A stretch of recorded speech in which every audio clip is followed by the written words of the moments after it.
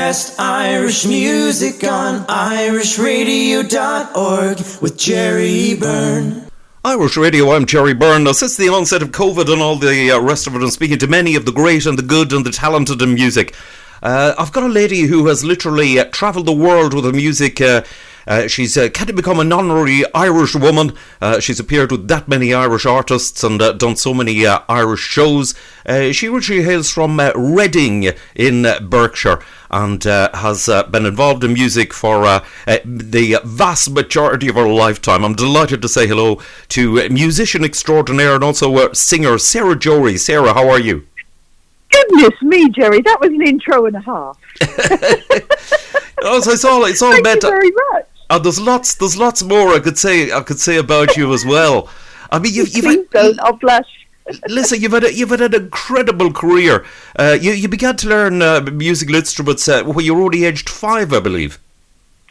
That's right, I did. I actually started playing piano at the age of 3.5 because the convent school that my mum and dad put me to when I was 3, the classes were very, very small, and we found that, you know, the nuns and the priests were really, really attentive to people who were showing, if you like, displaying signs of ability in various areas, whether it was, you know, sport or running or art or drawing or music.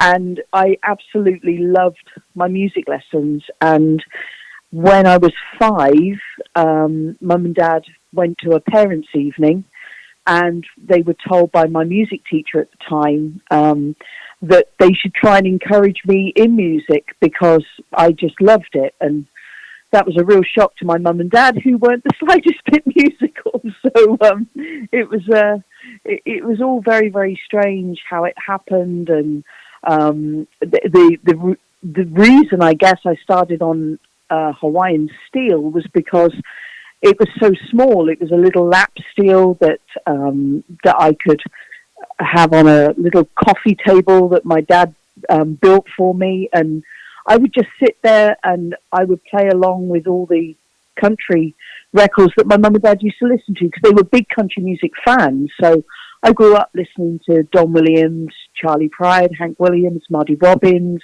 Jim Reeves, Tammy Wynette, Patsy Cline, and I would just sit there for hours and very badly try and play along. Right. And I have the tapes to prove it. Excellent. Now, in 1978, you were backed by a group called Poacher when you were featured on a BBC Radio 2 Live from Golders. That's right, Live from Golders Green. Indeed. Yeah, that was. That's right. That's back in the days of Wally Whiten and David Allen. And yes, I was. I've got to work this out now. Yeah, 9 years old. That's right. Goodness me.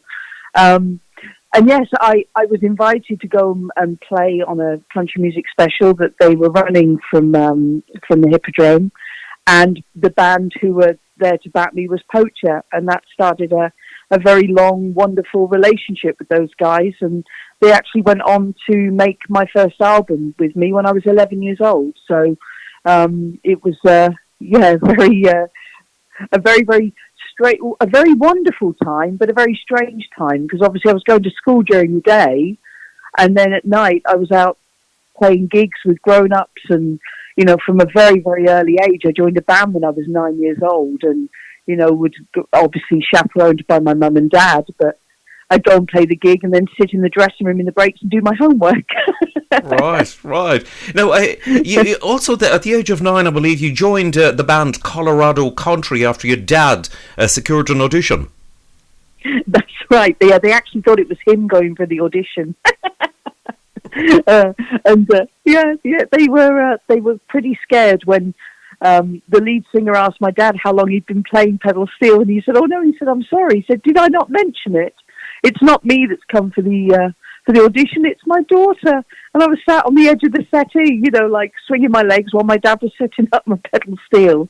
But I got the gig, and the leader of that band, Alan Graham, is one of my dearest friends. We're still in touch. He lives very close to me, where I live in the south of England, and we're still in touch today, which is wonderful. Indeed, you played with that band for 4 years while while still at school. It's truly incredible. I did. I did. It was an amazing time, really, Jerry. To be honest, because I know things were a lot different back then. I mean, we were chatting before we came on air, weren't we? About, I hate to use the term the old days, but when you've been in the business 44 years like I have, they are the old days, and things were an awful lot different back then. There wasn't I suppose there was a lot more freedom in some respects, and my school were brilliant. And the deal was, as long as I kept up with my homework and handed everything in on time and did my studies, they would let me have time off in order to go and play shows and play my music. And my dad had a very good job, but a very flexible job with a very well-known drinks company, soft drinks company. And he was coming up for retirement, so he was able to dedicate the time to drive me to gigs and stuff. And without the support of mum and dad and all those early years, and the artists and the bands that were gracious enough to, give me a go. I mean, I was a kid playing pedal steel. It was really weird, but they would give me the time of day, and that was wonderful. And if it hadn't been for that, I wouldn't be sat here now still playing, still making music, and having had an absolutely awesome career, that I've loved every second. That is brilliant. The band changed its name actually at one stage to Sarah and Colorado Country. That's right, it did. Yeah. I don't know why that was. I think initially, that had something to do with the fact you would probably remember, Jerry, the old Wembley festivals. Do you remember that? Mervyn Conn's Wembley festivals, yes. Yeah. And they used to have the Marlborough talent competition, didn't they? In the trying to think, in the conference centre. So you had the main arena where the festival was, where all the Americans played, and then you had the Wembley Conference Centre where you had the talent shows, and there'd be all these heats all around the country. And then people from the winners from the different heats would then head to Wembley, and then you would, hopefully win the main talent show that was held in the conference centre. And the band Colorado Country that I was with changed the name to Sarah and Colorado Country, and we did our heats at Fry's, the Cadbury's Club in Bristol, of which we won. But the rest of the guys in the band didn't want to go to London. They didn't want to do, they didn't want to pursue it in a professional sense, then put it that way. So I ended up going to the Wembley Festival with my mum and dad, and again was backed by Poacher, and did the talent search in my own right, if you like. But so Sarah and Colorado Country was around for a short space of time. Right. Now, the thing is, you released your very first album when you were only 11 years old. I did, yes. I recorded that in half term. Absolutely amazing. Amazing. And you went, you're continuing on the young theme. At 13, you're only 13 years when you visited the United States, where you played at a steel guitar convention in St. Louis. That's right. Yes. Yeah. It is. I suppose it is quite strange to think of all that happening, because back in those days we didn't have, did we? We didn't have the internet. We didn't have, social media. Everything was done by word of mouth, and everything was written down. Contracts were written, sent through the post, and phone calls were made for gigs. And we had my dad joined me in the British Steelies Society, because he joined me in that when I was 8 years old. So they used to do regular little reviews on what I was playing and the shows that I was doing. And the next thing, we had a letter arrived at my mum and dad's from DeWitt Scott, who was the organizer of Scotty's International Steel Guitar Convention in St. Louis. And it was an invite for us all to go out there, and they paid for myself, my mum and dad, to fly out to America. And and play the talent search, which was on the Thursday night at the convention. And we went. We were so excited, you know. And I mean, we just never ever thought we'd go to America, and it was such a big deal for the three of us. And when we got out there, I played the talent search on the Thursday, and I was very, very, very lucky that Buddy Emmons was, who was one of my heroes on the pedal steel, was watching my show, and then invited me to join him on his Sunday closing show concert at the convention. And then that started another lifelong friendship. And then I started going back to Scotty's every year, and then I would go also to Dallas, and then of course started doing a lot more work in America. And because they loved the fact that this girl from England was so passionate about an instrument that, you know, the Americans are all crazy about. Indeed. So now you were signed up at a young age also to the Irish record label Ritz Records, which was the same record label which at one time had Daniel O'Donnell, Dominic Kirwan, Louise Morrissey, Declan Nerney, Mick Flavin. It had a huge swathe of all the top Irish artists. Oh yeah, massive. That was a huge deal for me, you know, in every sense of the word. And I will be forever grateful to Mick Clerkin, Eamon Leahy, all the team at Ritz. I signed with them when I was 21, and I signed a 5-year deal, 5-year, 3-album deal. And it was, they literally, at the time, myself and my band, we were playing, you know, clubs and, you know, festivals here and there.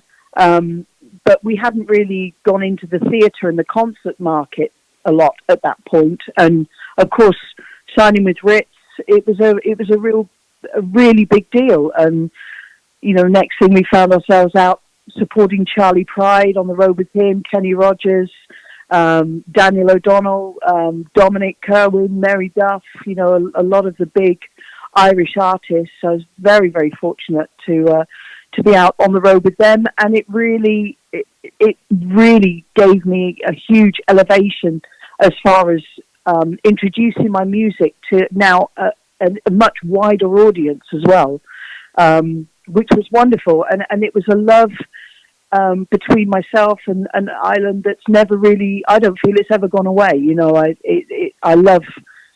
still love playing as many shows as I possibly can in Ireland, you know, and I find the Irish people are very, very passionate about music in general, and I love that. I love that about them. So, but I had 5 great years with Ritz. I really did have a great time with them. Indeed. I mean, you've played with as well with some incredible artists. I mean, you've played with the likes of Eric Clapton. Yes, yeah, that was the year before I signed with Ritz, believe it or not. That was part of his Journeyman tour, and we actually in Ireland we played the Point in Dublin,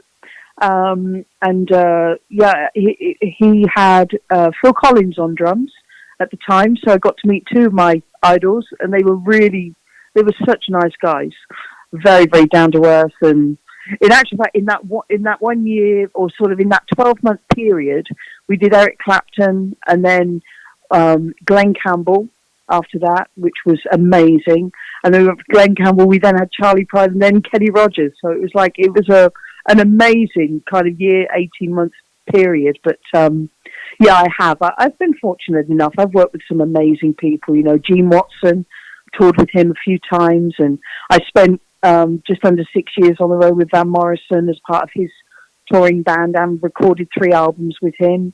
Cyndi Lauper, you know, it's the Royal Philharmonic Orchestra, it's the Halley Orchestra. It's been a bit of a whirlwind. It's been amazing. It certainly has. And the thing about it was, like, you've released in all of the time, you've released an absolute shed load of LPs and DVDs and all the rest of it. Incredible. Well, yes, yeah. and even videos. I'm a VHS girl. I think I might even have a couple of things on Betamax. Wow. That's how old I am. And cassette. Cassette. And cassette. Yes, goes back. Yes, I remember all those things as well. Honestly, Exactly. I was very young, but I remember them. Well, yes, of course, Jay. Me too. Me too. You too. Obviously. Yeah. Listen, tell me this. But no, I have. I've released a lot of my own albums, and I've also, done an awful lot of recordings for other artists over the years, which has, been amazing, because it seems to be that all these different projects, they just add to your musical journey at the end of the day, and it's lovely. I mean, I played on John McNichol's Christmas single that did that obviously remotely. I recorded it here at home, but that was done at Christmas, and I'm trying to think what. You've also worked with Nathan Carter on the CD On the Road. Yes, I have. Yeah, no, I've known Nathan a long time. I've known Nathan since he was 15. So I've known him before he became a superstar, and since he's a superstar. Yes. No, Nathan. I have a very deep affection for Nathan. He's a great lad. He really is. And obviously, I've done a lot of stuff with Lisa McHugh as well, with her last full-length DVD that she shot. And yeah, I've done a lot of stuff with various Irish artists, which has been really, really, really good, because it just keeps the brain active, to be honest, Jerry, and no 2 weeks are the same, to be quite honest. That's excellent. You also played with Bob the Builder. Did you have to bring that up? I did. Yes, I was on the soundtrack of the Bob the Builder film. Bob the Builder goes wild out west or something like that. And Susie Quattro was involved with that, and Neil Morrissey, and it was hilarious. We had an absolute ball. I'd never been witness to how those things are actually done. From the drawing phase, and then when they put all the colours in and everything, and to actually be in the studio and play, because I played banjo on that, pedal steel, a bit of dobro and slide guitar on that soundtrack. So it was really, really, cool to be in the studio and see it all up on the screens, and have to play your little bits, when the train's getting faster and faster going down the hill, and we're there playing the banjo and the pedal steel, having a fight off against each other. It was it was really good fun. Yes, yeah. The film was actually called Built to be Wild. There you go. Yes. I haven't got my copy in front of me. Bob the Builder. How could you not? Listen, I'm sorry. Listen, you have with all of that, I mean, right all over the years, you've continually worked, and you were saying to me that last year, the ill-fated 2020, you had a huge diary of work. I did. Yes, I did. I mean, I was in America in March. I was out in the States for a couple of weeks, and I just signed a couple of good deals with my new with my sponsorship company, and Dear Dario Strings, Mullen Steel Guitars. I was out there talking to the CMA as well, who were doing planning to do a musician spotlight on me, which was a pretty rare thing.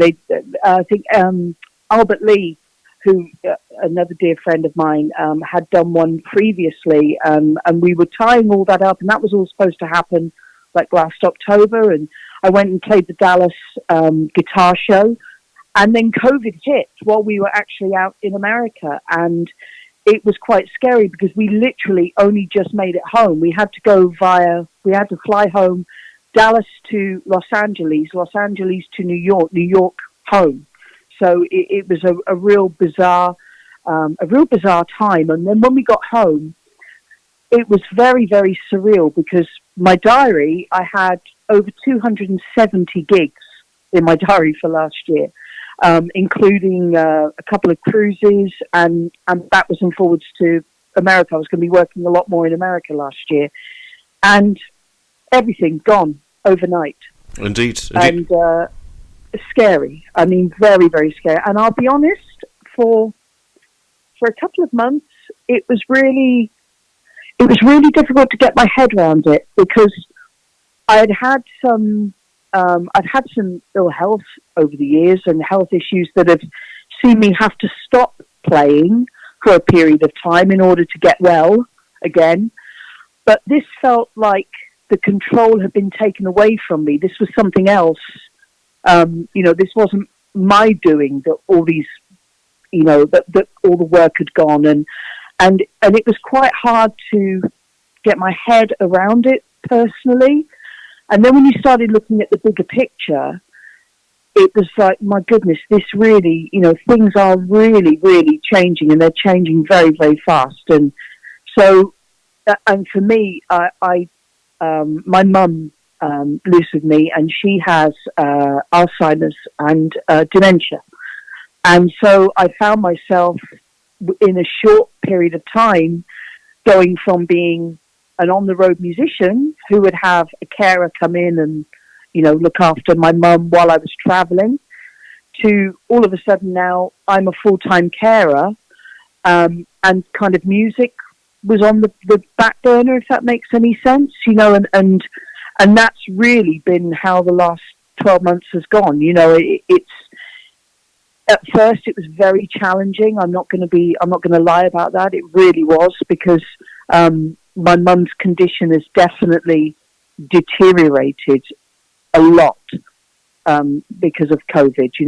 As I think anybody in that position, living with somebody with that sort of condition, would tell you. It's and so that brought up an awful lot of challenges for me in so many ways. And now we're like a year on from it, and now I just feel that everybody closest to me, we're all in a better place. As difficult as it is dealing with my mum's condition, I've been able to set up, my home recording, and I'm still able to, if you like, get my release through my music, even though it's still at home. And I'm very, very, very, very grateful that I'm still able to do that. And we've all remained healthy through all this, because so many people haven't. It's been such a terrible time for so many people. And I think it's highlighted actually what really matters in life, Jerry. What is really important, and family's everything to me. So, that's I'm just grateful that we're still here, and we're still fit and healthy and well, and I'm still able to sit behind my pedal steel and make music, Indeed. Which is a blessing. Indeed, absolute blessing. Indeed, it is the main thing. The same as I've said to many other singers. Pandemics have came before, but they've also gone, and this too shall pass, as they say. And you and all the rest will be back out in action once again on stage. It's a temporary blip. It seems tough going at the moment, granted, but we shall all get there. We will, and we have to believe that. We have to hang on to that, because if we can't, then what's the point? It's like we have to believe that this will all. I think the world has changed in a way that, in some respects, it will never be the same as it was. But I think people just have to. We've just got to try and adapt as best as we can. And I know that's easier said than done, and I know that's easier for some people than it is others. But you just got to it doesn't cost anything to be nice. It doesn't cost anything to. It's very, very difficult with the whole mask thing, isn't it? And I think that's the thing as well with shows. When shows start happening again, I was having a chat to a very dear friend of mine who runs shows a couple of weeks ago. And I said, the weirdest thing is going to be going back and doing shows, but not actually being able to have contact with people. Because I'm very much, I love a hug. I love to hug. And so to not be able to do that at a gig is going to be really, really weird. And I think these things are just things that are going to be difficult to get your head around, that personal contact that we all rely on so much, and seeing people. Not everyone smiles with their eyes, but when you're wearing a mask, that's what you've got to do. You've got to kind of over-accentuate the smile, haven't you, so that people can see you smiling under your mask. Indeed. It's Indeed. But listen, now, Sarah, in lockdown, you actually did a recording with the incredibly talented Ryan Turner. Yes, we did. Well, Ryan and I, we actually started working together, as it were, as part of the Filmac shows, Spotlight TV, Filmac, and at the Warner events that Phil runs. And we found ourselves being in a house band situation together. And out of that has been born a really great friendship, and we're great mates. And Ryan is one of those people. He's like my musical soulmate, and he's just one of those people that when I get on stage with him, there's no effort, if that makes any sense. We don't have to think about what each other's doing. It comes very, very naturally. And we were chatting online a few weeks ago, and I just said, we should do something for Facebook. Just, let's record it remotely, shoot a video of it, and just put it on my Facebook page and your Facebook page. And that's what we did. And Ryan came up with this version of Together Again. And he put piano and the bass guitar on, and I played acoustic and steel and sang harmony vocals. And the response has been absolutely amazing. It's blown us both away. We can't believe it. Indeed. So some amazing comments. But he's so talented. He is, yeah. Spoke to him on the programme back a few weeks ago, an incredibly talented gentleman indeed. Yeah. Well done on that, and it's good to see that, good to see music being created in the times we have, and it's great that the technology is there, that this can be done, because let's be honest, 20 years ago this could never have happened. Oh my goodness, no, not at all. Absolutely not. Obviously, back in the day, that was one of the best things about recording, was a great big group of musicians in a recording studio together, press play on the old tape machine, the old Tascam machine, and away you went and you made music, and you recorded it. Things have moved on, and technology in that respect is a wonderful thing. And that's something that I've had to learn during lockdown, because prior to COVID, when I've done home sessions, I had an engineer that would come in and record it all for me and then send it off to the various producers and artists that I've played for. Well, obviously, households couldn't mix at the start of COVID, and I had a whole bunch of sessions that were packed up that I needed to get done. So my engineer dialed into my system remotely and got me set up to be able to work it myself. So I've had to become a little more technical. I'm not very technical, but I've had to learn about the technical side of recording during the whole COVID thing. And this last sort of, I suppose, 2 months, I've been involved in a lot of different projects, not only with Ryan, but there's some projects in Holland that I've been involved with. I've also recently shot something, a Sarah Jory band piece that will be coming out soon on Facebook, and it's been brilliant, all these musicians doing all their stuff remotely, and then it all comes together, and it's just fantastic, to think that we're able to do that and still make music, and it still feels like we're all in a room together, but we're not. It would be the Irish Sea, wouldn't it? It would be between me and Ryan, definitely. Indeed, absolutely excellent. Sarah, listeners, but really great to catch up with you again after all these years, and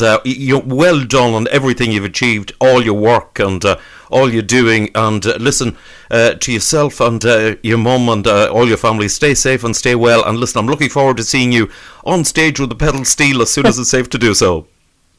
Thank you ever so much, Jerry. I really appreciate you taking the time to chat to me. And just to everybody out there, please, this will pass, and we will be able to see each other all again at some point. But just stay safe and stay well. Okay. God bless.